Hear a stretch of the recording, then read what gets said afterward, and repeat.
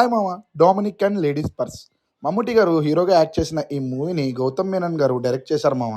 ఈ ఇయర్ స్టార్టింగ్‌లోనే మలయాళంలో థియేటర్స్‌లో రిలీజ్ అయిన ఈ మూవీ ఇప్పుడు ఓటీటీలో స్ట్రీమ్ అవ్వడం స్టార్ట్ అయింది మామ. సుష్మితా భట్ గారు హీరోయిన్‌గా యాక్ట్ చేశారు. ఇప్పుడే చూసాను మామ మూవీ. చూసాక నాకేమనిపించింది? నచ్చిందా? నచ్చలేదా? ఓటీటీలో నా టైంని ఈ మూవీ సాటిస్ఫై చేసిందా? లేదా? అని తెలుసుకునే ముందు ఇప్పటి వరకు మన ఛానల్లో ఎన్నో రివ్యూస్ ఇచ్చాం మామ. అలాగే ఎన్నో అన్నోన్ ఫ్యాక్ట్స్‌ని కూడా మీ ముందుకు తీసుకొచ్చాం. ఒకసారి కంటెంట్ చూసి నచ్చితే లైక్ చేసి, షేర్ చేసి, సబ్స్క్రైబ్ చేయడం మాత్రం మర్చిపోకు మామ. మీ సపోర్ట్ నాకు ఎంతో హెల్ప్ అవుతుంది. ఇక ఆ సినిమా విషయానికొస్తే టైమ్ పాస్ అయిపోయింది మామ. మంచి డిటెక్టివ్ థ్రిల్లర్ అవ్వాల్సిన సినిమా జస్ట్ టైమ్ పాస్ దగ్గర ఆగిపోవడానికి రీజన్, మంచిగా స్టార్ట్ అయిన సినిమా వేరే వేరే డీవియేషన్స్ తీసుకొని ఒక టైంలో ఏం జరుగుతుంది అనే కన్‌ఫ్యూజన్స్‌కి రావడమే కారణం మామ. బట్ డొమినిక్ క్యారెక్టర్ డిజైన్ ఏదైతే ఉందో అది ఈ సినిమాకి సేవింగ్ ఫ్యాక్టర్ అని చెప్పొచ్చు మామ. యూనిక్ అటెంప్ట్ అనిపించేలా చేసింది ఆ క్యారెక్టర్ డిజైన్. ముందుగా స్టోరీలోకి వెళ్తే సస్పెండెడ్ ఎస్ఐ అయిన సిఐ డొమినిక్ తను ఒక ప్రైవేట్ డిటెక్టివ్ ఏజెన్సీని పెట్టుకొని చిన్న చిన్న కేసెస్ని సాల్వ్ చేస్తూ ఉంటారు.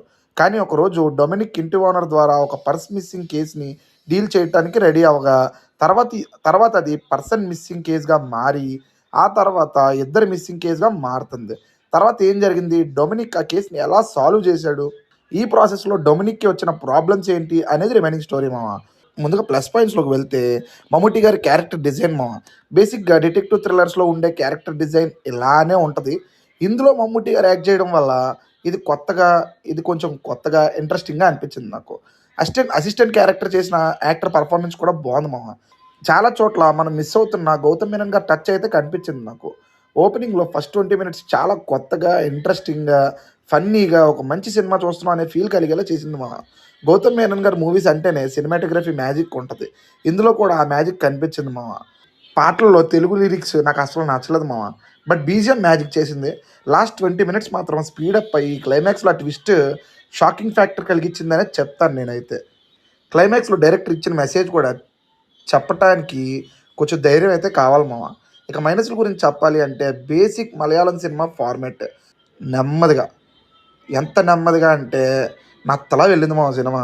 ఒక టైంలో డిటెక్టివ్ థ్రిల్లర్ చూస్తున్నామా అనే ఫీలింగ్ పోయి స్లీప్‌లోకి కూడా వెళ్ళిపోతాం మామ. సినిమా స్టార్ట్ అయిన విధానంకి కేస్ స్టార్ట్ అయ్యాక స్పీడ్ అందుకుంటుంది అనుకుంటే అక్కడి నుంచే స్లో అయ్యి స్టోరీ ఎట్టెట్టో వెళ్ళిపోతా ఉంటది. బోర్ ఫీలింగ్ అయితే కలిగింది మామ నాకు కొన్ని చోట్ల. క్లైమాక్స్‌లో కూడా దానికి సొల్యూషన్ చెప్పకపోవడం నాకు నచ్చలేదు మామ.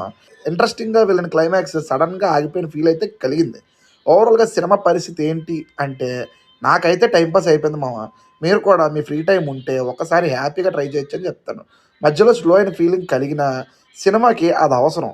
కానీ మమ్ముట్టి గారి క్యారెక్టర్ డిజైన్ చాలా కొత్తగా ఉండటం సినిమాని చూసే మూవీగా తయారు చేసింది మామ. రీసెంట్‌గా వచ్చిన గౌతమ్ మేనన్ గారి మూవీస్‌లో ఇదే మంచి వర్క్ అని నేను చెప్తాను. నెక్స్ట్ ఇంకో మంచి రివ్యూతో మళ్ళీ కలుద్దాం. బాయ్ మామ.